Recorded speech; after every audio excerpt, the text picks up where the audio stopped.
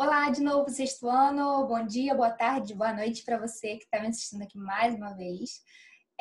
Para quem não me conhece, meu nome é Amanda Marinho, sou professora de História da Rede Força Máxima e também de Projetos de Vida ou de Life, né?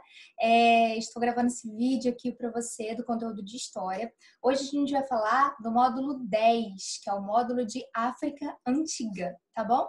Bom, eu vou compartilhar minha tela com vocês aqui, para vocês verem os slides que eu preparei com muito carinho. Mas também queria pedir, como todos os vídeos eu peço, para você não ficar preocupado em fazer anotações que estão aparecendo na tela, porque eu vou passar rápido, não sei. Não se preocupem, eu vou disponibilizar tudo isso para vocês, tanto tudo que eu escrevi, quanto as imagens, vocês vão ter acesso a elas depois, lá no site da escola, lá no portal. E se ficar alguma dúvida, você, claro, tem que assistir lá a aula ao vivo que a professora Miriam está dando. E aí você tira qualquer dúvida que sobrar junto com ela, faz exercícios, revisa essa matéria que eu estou dando aqui para vocês. Bom, é isso. Vamos lá? Vou compartilhar a minha tela agora com vocês para a gente falar de África Antiga.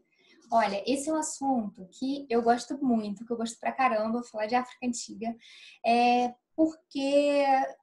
Cara, o que eu acho fascinante a gente estudar sobre a África, porque vocês viram, né, em conteúdos para trás, que os seres humanos, eles apareceram, eles surgiram, né? Não é aparecer tipo uma nave, mas que eles se desenvolveram até tornar a espécie que a gente é hoje no continente africano. Então, todos nós viemos da África, apesar de termos diferenças sociais, culturais diferentes, porque, óbvio, cada civilização, cada povo, antigo ou recente, tem suas características individuais, mas viemos todos de lá. E porque a gente quase não fala, né, sobre esse continente tão grandioso. E atenção, não é um país, é um continente, tá? Muitas pessoas falam como se a África fosse não só um país, mas como se ela fosse uma coisa só. E vocês vão aprender aqui comigo hoje que a África não é, tá? Então vamos lá. Primeiro, por que estudar a história da África? Já falei porque me fascina, tenho muita vontade de estudar mais a história da África. Tive um professor na faculdade incrível que me ensinou muito sobre a história da África. Eu acabei ganhando um amor, assim, por causa disso. Bom, então por que a gente tem que estudar? Porque o Brasil, nós brasileiros, né, no país, foi o país que mais recebeu e por mais tempo indivíduos vindos da África, tá? Infelizmente, na condição de escravos, a gente escravizou muitos africanos. Isso é muito lamentável, né? Escravidão é uma coisa muito desumana. Mas, assim, nós, enquanto brasileiros, a nossa cultura é muito formada pela cultura também africana. Eles têm muita influência em quem a gente é hoje, as nossas práticas culturais, religiosas. Os povos africanos influenciaram muito a gente, tá? Então, por isso que é importante estudar. Além de, né, entendermos esse povo aqui que nos constituiu, uma coisa importante, a gente tem que pensar em África de uma maneira plural, né? Lembra aí de português, plural, singular. A África, gente, ela é uma diversidade tão grande. São tantos povos diferentes, com línguas, com práticas culturais tão diferentes. Então, o ideal seria a gente não falar a África, mas falar as Áfricas, né? No plural. É assim que os estudiosos africanos têm costumado retratar o continente africano, tá bom? E a gente tem combinações e recombinações diferentes de identidades. Vamos pensar o seguinte: imagina que um africano veio, sei lá, de um país qualquer lá da África, e aí ele veio para cá e ficou no Nordeste brasileiro, na época do Brasil Colônia. E aí aqui ele viveu com outros africanos de outras regiões, viveu com índios ou com colonos brasileiros. Então é uma mistura tão grande, uma miscigenação tão grande de culturas e de práticas, né, e de identidades. E nós somos formados em muitas coisas pelos africanos. Então isso é muito importante da gente estudar para a gente aprender as nossas origens enquanto civilização humana, especialmente enquanto brasileiros. Beleza? Bom, a África, como eu falei para vocês, ela não é um país, ela é um continente. Então, observem, por favor, esse mapa. Observem esse mapa aqui junto comigo. Aqui a gente tem o continente americano, tá? Brasil, nós ficamos aqui. A gente tem a Ásia, temos a Europa, Oceania. Aqui, olha, o continente africano, galera, não é um país, é um continente. Observe que essas várias linhazinhas brancas que vocês estão vendo aqui, elas dividem os países africanos, tá? Se vocês observarem, por exemplo, aqui na América do Sul, a gente tem essa linha branca aqui e aqui dentro verdinho Brasil, a gente. E temos essas outras várias linhazinhas aqui que vão dividir os outros países da América do Sul. Então, essas linhas também dividem os países da África, tá bom? África, então, é um continente, não um país. Não confunda. Show? Bom, a África é um continente maciço. O que isso significa? Significa que é um continente muito difícil de você penetrar, tá bom? De você entrar. E aí eu botei aqui a quilometragem do continente africano. Tipo, gente, é muito maior do que o Brasil, tá? Muito maior. E aí ele se divide, né? Ele é cercado. Deixa eu mudar aqui a minha imagem para a gente poder ver melhor esse mapa aqui. Bom, aqui ele é cercado, né, pelo Oceano Atlântico, de um lado, aqui em cima, pelo Mar Mediterrâneo, ok? Aqui, Mar Vermelho e aqui, Oceano Índico. Então, ele é cercado por mares e oceanos, ok? Tem desertos, né? O principal deserto é o deserto do Saara, que é esse aqui. Também tem florestas, tem savanas, enfim. E observem, esse deserto do Saara, como é grandioso, como ele é super, super, super grande dentro do continente africano, tá? Ele se divide, a África é dividida, assim, a grosso modo, né? Em África do Norte e África subsaariana. Então, seria a região aqui de cima do Norte e aqui de baixo, que é do Sul do Saara, por isso subsaariana. Bom, um continente múltiplo, diverso, como eu falei para vocês. Por que a gente chama de berço da humanidade? Porque foi aqui que o ser humano surgiu, ou que ele se desenvolveu, né? O ser humano, na teoria científica, o ser humano ele se desenvolve a partir de um ancestral em comum com o macaco, de um primo lá próximo do macaco. Então, ele teria se desenvolvido, evoluído, né? Na teoria científica, tá? O que você acredita aí nas suas crenças de que Deus ou qualquer outro deuses criaram o ser humano aí, fica de lado, a gente está estudando história e ciência aqui.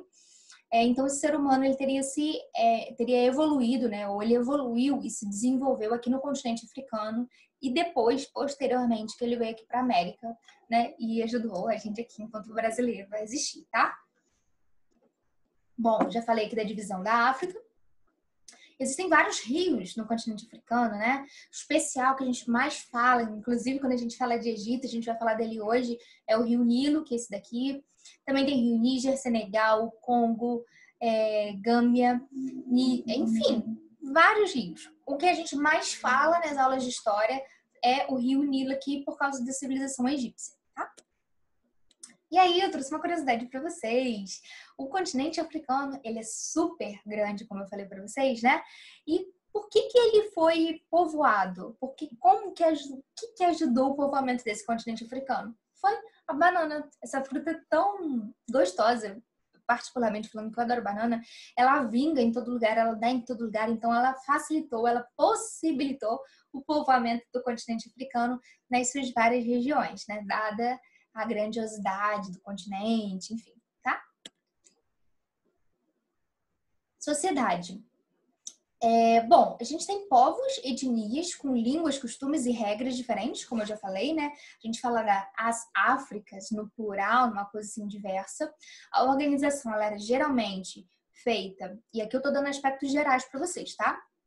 A organização ela é geralmente feita com aldeias, com tribos e baseada na fidelidade. Ou seja, tinha um chefe da aldeia, esse chefe geralmente era um ancião, e as pessoas eram fiéis a esse chefe. E isso facilitava ali a organização, além dos laços de parentesco. Geralmente as famílias eram muito numerosas, tinham muitos filhos, isso facilitava também a organização ali da aldeia, ok? As alianças, não é aliança de anel não, tá? A aliança de poder, de influência, ela era feita a partir dos casamentos. E daí por isso que as pessoas tinham muitos filhos, né? Porque quanto mais filhos a pessoa tem, maior influência, maior poder ela tem. Porque tipo, eu tive 7 filhos. Então meus 7 filhos vão se casar com 7 pessoas de famílias diferentes. Então vão aumentar assim a minha área de influência, os meus laços de parentesco. E a quantidade de filhos ela era propiciada, ela era aumentada por causa da poligamia masculina, ou seja, os homens eles podiam se casar com mais de uma mulher naquela época, assim, em algumas sociedades, né, que eu tô falando de maneira geral, podiam se casar com várias mulheres e aí ter vários filhos, tá?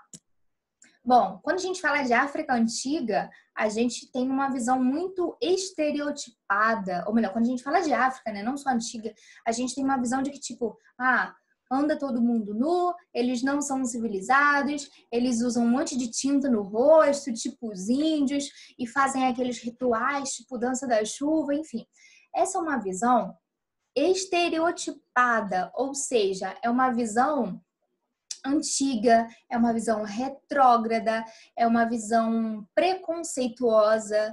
Claro que essas imagens que eu estou mostrando aqui para vocês são imagens reais do continente africano, de como era, enfim. Só que hoje em dia a África não é desse jeito, ou melhor, não é só desse jeito, tá? Existem ainda alguns povos que ficam mais nas áreas rurais.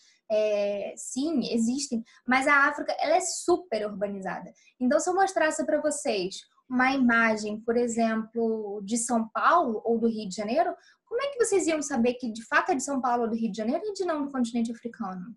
Tá? Vamos observar algumas imagens aqui dessas que eu trouxe para vocês. Seguinte, olha essas duas imagens aí. Quem me garante que essas imagens aí não são de São Paulo? Não são do Rio de Janeiro ou de Belo Horizonte, por exemplo. Essas imagens são da cidade do Cabo, a África atualmente. Então a gente tem que fazer uma separação da África antiga e da África de hoje, tá? A África de hoje, ela é bastante urbanizada, civilizada, tipo, eles são super evoluídos, eles são gente como a gente é. Eles andam de ônibus, eles andam de carro, eles têm as suas práticas culturais, religiosas, assim como a gente tem. Tipo, não é hábito das religiões monoteístas, ou da religião monoteísta, aliás, a gente ir à igreja aos domingos fazer culto. Não é um hábito, isso é um hábito cultural e religioso nosso. Não é um hábito nosso comer arroz com feijão. Tá, não vou entrar na discussão de que o feijão fica por cima do arroz ou fica por baixo do arroz, isso é com vocês. Mas isso não é um hábito cultural nosso? Assim como eles têm os hábitos culturais deles, tá? Então, eles são tão civilizados ou tão desenvolvidos quanto a gente. Se a gente fala, eu vim aqui para esses povos, vim aqui fazer, sei lá, trazer civilização para esses povos. Isso é uma visão extremamente preconceituosa. A gente não deve falar desse jeito, tá bem? Bom, tem mais imagens aqui para vocês da África atualmente. Olha, essa aqui é África do Sul, Joanesburgo. Olha esse metrô chique, gente. Melhor do que o do Rio de Janeiro, hein? Parece mais bonito, pelo menos, não parece? Estádio de futebol aqui embaixo, ó. Tá vendo? Olha, vários prédios, luzes, enfim. Viram? Tão desenvolvido quanto a gente. Não é? Olha esse metrô aí, dando um show, dando um banho no metrô do Rio. Não, galera? Bom, agora a gente vai falar de reinos antigos do continente africano. A gente vai falar de 2 reinos hoje, tá? Reino Kush. Esse Kush aqui, ele tá escrito com K-U-S-H, mas ele também pode ser escrito com C-U-X-E. Kush, tá? E quem era do reino de Kush, a gente chama de Kushita, tá bom? Aí Kushita se escreve com C-U-X-I-T-A, tá? Bom, o Kush, o reino Kush, né? Ele se localizava na região da Núbia, aqui, ó, ao sul do Egito. Estão vendo nesse recortezinho aqui para vocês, né? Atual Sudão. Era uma colônia egípcia, tá? Então, os Kush, né? Os Kushitas, eles pertenciam aos egípcios e conseguiram a sua liberdade. Eles ficam também próximos ali ao rio Nilo. Lembra que eu falei para vocês dos rios que tem no Egito, que eu ia falar especialmente do rio Nilo hoje? Observem, esse aqui é o rio Nilo, tá? Kush fica aqui nessa região também. Eles praticavam como atividades econômicas a pecuária, que é a criação de animais, a agricultura, e como eles eram fartos, né, como eles tinham bastante metais preciosos e ferros, isso também facilitava o comércio deles. Então, eles tinham esse comércio desenvolvido também, graças a esses metais preciosos, esse ferro que eles tinham. Bom, eles resistiram durante um tempão contra invasores, tá? Invasões egípcias, gregas, romanas, enfim. Eles são conhecidos também por resistirem a essas invasões. A liderança dos Cushitas, olha aqui como eu falei para vocês que pode ser escrito, tá? A liderança dos Cushitas era decidida por uma votação entre os líderes, seguida de uma consulta aos deuses. E aí já dei até spoiler, né, galera? Consulta aos deuses, deuses no plural. Então, ela é uma região politeísta ou monoteísta? Me diga. Politeísta, né? Mais de um deus politeísta. E, para quem é meu aluno, sabe que eu gosto muito de falar sobre a história das mulheres, porque elas geralmente são esquecidas dos livros didáticos, especialmente a história das mulheres africanas. E aí eu trouxe para vocês a mulher, o papel da mulher aqui, como sendo fundamental e importante nessa sociedade cuxita. Elas podiam liderar os reinos, podiam ser guerreiras, e elas eram chamadas de Candace, era uma espécie de título que elas recebiam. E eu vou ter aqui duas imagens para vocês, vendo essas mulheres guerreiras liderando o reino. Olha que poder dessa mulher aí de antigamente. É interessante falar disso, porque as mulheres, antigamente, elas não tinham voz, né? A gente falou ali na aula passada, que fala de fenícios, hebreus, persas, enfim, dos hebreus da era dos patriarcas, onde a gente tem aquele o homem liderando, o homem exercendo essa figura de poder, de autoridade, né? E aqui, quando a gente fala do reino dos Cushitas, né? Do reino de Cuxi, a gente está vendo, assim, mulheres liderando o exército, liderando o reino. Olha que coisa linda, coisa importante. Bom, a sociedade cuxita ela era hierarquizada, existia, né? Imagine uma pirâmide social aí, tá? Rei de seus familiares, sacerdotes, nobres, altos funcionários, comerciantes e militares e, por último, os escravos. E como eu falei para vocês, a religião ela era o quê? Politeísta. Além disso, eles acreditavam na vida após a morte, tá? Essa imagem que eu botei aqui para vocês são vestígios dos cuxitas que a gente tem como fonte histórica para a gente aprender mais sobre esse povo, já que ele era lá de tanto tempo atrás, tá? Bom, e no século III depois de Cristo, eles foram dominados pelo Império Axum, que a gente vai ver agora também. Bom, o Reino Axum, ele era localizado na atual Etiópia, próximo ali ao Mar Vermelho, ao Rio Nilo. De novo, o Rio Nilo aparecendo aqui para vocês, né? Então, olha só. Esse aqui é o Rio Nilo, que ele é super importante para o Egito. O reino de Axum, de Cush, como a gente falou ainda agora, ele estava mais ou menos nessa região aqui também. E o reino de Axum dominou o reino de Cush, tá? Como a gente acabou de falar. Bom, por causa da localização deles, né? Tanto aqui em relação ao Rio Nilo, tá aqui, quanto a esse Mar Vermelho, a gente tem então um solo fértil, um solo propício para a agricultura. Quando a gente tem solo fértil, a gente tem um desenvolvimento da agricultura, né? Lembra que vocês viram lá no conteúdo de Egito que o Rio Nilo ele foi importantíssimo para a civilização egípcia se desenvolver ali, porque era uma região desértica. A gente viu ainda agora o deserto do Saara, né? Lá em cima, que era, enfim, um clima seco, árido, muito calor. Então, a existência de rios, a proximidade com rios e com mares facilitava a agricultura, o desenvolvimento agrícola, o plantio. Bom, além da agricultura, a gente também tem a pecuária, que é a criação de animais sendo desenvolvidas pelo reino de Axum, tá? Bom, o reino de Axum fez um intercâmbio cultural com diversas outras civilizações. O que é intercâmbio, professora? Essa troca, tá?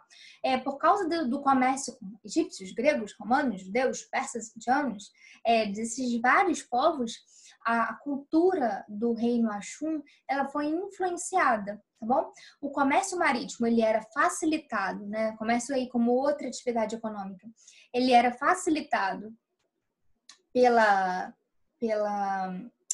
navegação, tanto no Rio Nilo quanto no Mar Vermelho, por exemplo, e esse intercâmbio cultural, graças a esse comércio marítimo, que é graças à navegação, possibilita então essa troca cultural, essa mistura de culturas, ok? Bom, a religião do reino Axum, ela era politeísta, num primeiro momento. Eles acreditavam até na vida após a morte. E, posteriormente, no século IV depois de Cristo, eles se converteram ao cristianismo. Aí, essa imagem aqui de cima que eu botei para vocês, tá vendo aqui? Essa imagem isso aqui eram monumentos, observem só, vou mudar minha imagem. Isso aqui eram monumentos que eles faziam para os reis mortos, uma espécie de homenagem aos reis mortos. Hoje em dia a gente ainda tem esses monumentos, mas a maioria deles tá assim, olha, caído ou quebrado, enfim. Observem a importância da gente cuidar dos vestígios históricos, que vocês já estudaram também, para a gente aprender mais sobre civilizações antigas. E aí a importância, especialmente dos museus, né? Quando a gente vai no museu, a gente vê aqueles vários vestígios lá, tanto de história quanto de ciências, enfim, várias disciplinas aí que se misturam. E esses vestígios históricos, eles ajudam muito a gente a aprender sobre o passado. Lembra que os historiadores, né? Eu, enquanto historiadora, eu preciso da ajuda de outros profissionais para aprender sobre o passado, né? Vocês já estudaram isso. Então, tipo, eu uso a ajuda do químico, de um biólogo, de paleontólogo, de arqueólogo, de várias profissões diferentes para me ajudar nos estudos do passado. Beleza? O reino do Axum também criou, reino Axum, né? Criou uma moeda, idioma próprios. Vocês estão vendo aqui embaixo, olha. Moeda próprio, tá? E eles acabaram se enfraquecendo graças a disputas comerciais com outros impérios, quanto persas quanto bizantinos. Então, tipo, lembra que eu falei para vocês, ainda agora, que os rios, né, facilitavam a navegação e facilitavam o comércio. E aí esse comércio gerava as trocas culturais dos povos, uns com os outros, esse intercâmbio cultural, mas também por causa de disputas comerciais, acabou enfraquecendo gradativamente, ou seja, aos pouquinhos, o reino Axum, ok? Agora a gente vai falar de Cartago, o Cartago, né? A gente já viu esse conteúdo, assim, de outra maneira, na verdade, no último módulo, no módulo 9, agora a gente está no 10, falando dos fenícios. Cartago foi uma região, que inclusive eu mostrei esse mapa para vocês lá na outra aula. Cartago, ela foi uma região criada pelos fenícios, ou melhor, colonizada pelos fenícios, para quê? Como um entreposto comercial, para ajudar no comércio. Por quê? Observem a localização de Cartago. Tá aqui, ó, na pontinha do continente africano. Então, era fácil de se locomover para outras regiões, tanto por mar quanto por terra. Observem aqui, olha, onde ficavam os fenícios, tá vendo? A gente viu esse mapa aqui na outra aula. Se vocês não assistiram a videoaula, assistam, tá? E aí tem aqui ó, o transporte, né, ou a locomoção, as rotas comerciais por terra para outras áreas, estão vendo? E vocês estão vendo aqui também para áreas marítimas. Então, observem, ilhas aqui, essa navegação aqui pelo mar Mediterrâneo, viram? Isso aqui facilitava bastante o comércio nessa região. Então, Cartago, que antes começou, né, que se iniciou como uma colônia fenícia, ela conseguiu a sua independência e ela conseguiu se desenvolver sozinha graças a esse comércio que era assim, atividade econômica lá super importante. Tinham reis que tinham o poder político, né, o controle político e militar, e esse poder ele era passado de maneira hereditária para os seus descendentes, tá? Também existia uma galera assim de comércio muito forte, que a gente chama de aristocracia comercial. Eram comerciantes bem poderosos nessa civilização, nessa sociedade aqui. E no século V a.C., Cartago já era assim, um dos principais centros comerciais do Mediterrâneo, tá? Que é essa imagem que vocês estão vendo aqui, né? Estão vendo até aqui o território cartaginense, né? Aqui, em verdinho. E observem o seguinte, quando a gente fala de comércio no mar Mediterrâneo, a gente fala muito sobre o comércio das cidades italianas, da Península Italiana, né? Que é, cadê meu mouse? Que é aqui, ó, tá vendo? Na Península Itálica. Só que Cartago também teve uma importância comercial muito grande por causa do mar Mediterrâneo. Lembra que eu falei lá na aula passada para vocês sobre o transporte, como é que as pessoas se locomoviam ali? Então, tipo, se eu quero me locomover por terra, vamos pegar um exemplo. Se eu quero me locomover por terra, tá? Ou de qualquer jeito. Daqui para cá, qual é o jeito? Por terra. Então, eu teria que fazer isso aqui, ó, esse trajeto aqui e chegar aqui, Nápoles, por exemplo. Ou eu podia ir pelo mar Mediterrâneo, né? Navegação, saía daqui, ó, navio, né? Barco, e chegava aqui mais facilmente. Então, o comércio, a navegação, né, no mar Mediterrâneo, ela encurtava as distâncias, fazia com que as pessoas chegassem de uma região a outra com muito mais facilidade. Claro que na época não tinha avião para facilitar, então a utilização era mesmo a questão do mar, tá bom? Bom, a Cartago tinha uma poderosa marinha, um poderoso exército também. Tinha elefantes trazidos de outra região para ajudar no transporte, não só na questão das batalhas, mas também no transporte de comércio, né? Vou levar coisas muito pesadas ou coisas muito grandes de uma região para outra. Aí utilizava esses elefantes para esse serviço, ok? Bom, e para encerrar, eu queria falar para vocês sobre as visões da África. Quando a gente fala sobre os africanos, a gente com essa visão preconceituosa que a gente costuma ter, a gente sempre pensa nesses povos, né, nas Áfricas, como eu falei ainda agora, pouco civilizados ou pouco desenvolvidos, enfim. E aí quando a gente vê, tipo, filmes, novelas sobre a África, sobre Egito especialmente, nem sempre eles retratam as pessoas da maneira correta. Então, observem, por favor, essa imagem aqui da direita. Essa imagem que vocês estão vendo aqui seria uma rainha egípcia branca, né, de pele branca. E se a gente parar para pensar, o Egito, numa região desértica, as pessoas eram brancas? Não eram brancas, gente. Não tinha uma cor da pele assim, igual a minha. As pessoas eram negras. Então, a gente tem uma retratação diferente. Observem essa imagem aqui da esquerda. As pessoas eram assim, elas eram negras, tá? É importante pensar nisso porque a gente despreza, a gente não cuida com carinho dessas civilizações, né, no plural, da África, e a gente acaba retratando da maneira que a gente acha que infelizmente, não da maneira que a gente que foi de fato, tá? Então, eu queria que vocês pensassem sobre isso em relação à África, às Áfricas, nessa pluralidade, nessa riqueza de cultura, de religião, de práticas, enfim, de um continente desenvolvido atualmente, assim como a gente é desenvolvido, um continente que tem áreas urbanas e que tem áreas rurais, assim como a gente aqui no Brasil também tem áreas urbanas e também tem áreas rurais, tá bom? Bom, a gente fica por aqui hoje. Espero que vocês tenham gostado da aula, que tenham aprendido bastante aí. Dúvidas vocês vão tirar com a professora Miriam nas aulas ao vivo, fazer exercícios também. Não deixem de assistir a aula anterior do módulo 9, se vocês não assistiram. E é isso. A gente encerra por aqui a aula do módulo 10, tá bom? De África Antiga. Bom, queria dizer também que eu tô morrendo de saudade dos meus alunos. De quem não é meu aluno também, espero que a gente possa se conhecer um dia. E queria dizer para vocês que isso tudo vai passar em breve, que logo a gente vai estar na sala de aula, normalmente, com quadro e vocês copiando do quadro e meus alunos me dando abraços e beijinhos, como eu gosto. Eu tô sentindo muita falta de vocês.